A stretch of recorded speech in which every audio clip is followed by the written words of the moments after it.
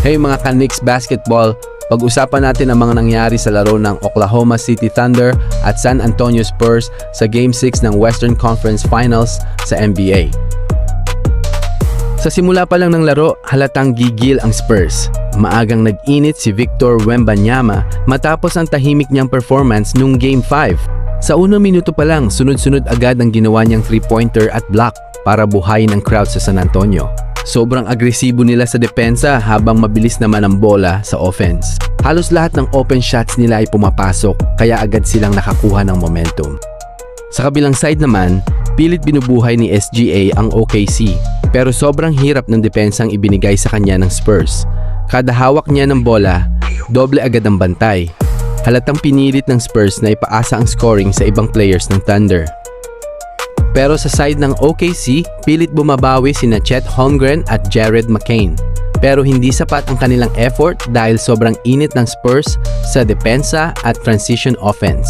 Kada run ng Thunder, may instant answer agad ang San Antonio.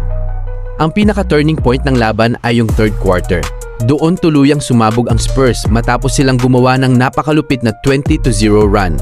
Halos walang maipasok ang Thunder at umabot pa sa 14 na sunod na mintis. Sa buong third quarter, 13 points lang ang naitala ng Thunder, pinakamababang output nila sa isang quarter ngayong season. Samantala, sa pagpasok ng fourth quarter ay tuluyan ng nakontrol ng San Antonio Spurs ang laban. Isa sa pinaka-highlight ng laro ay yung monster dunk ni Wemby matapos ang steal ni Castle. Tumayo halos buong arena pagkatapos nun dahil sobrang lakas ng momentum ng Spurs sa puntong iyon. Sa huling mga minuto ng laro ay nagsimula ng mag-celebrate ang crowd ng San Antonio dahil alam nilang buhay pa ang season nila. Standing ovation para sa buong Spurs team habang unti-unti nang tinatanggap ng Thunder na kailangan nilang lumaban sa isang do-or-die Game 7.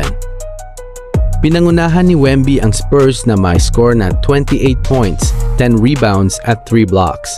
Habang nakasuporta naman ang scoring nila Stephen Castle na may 17 points, 9 assists at ni Dylan Harper na may 18 points, 6 rebounds off the bench.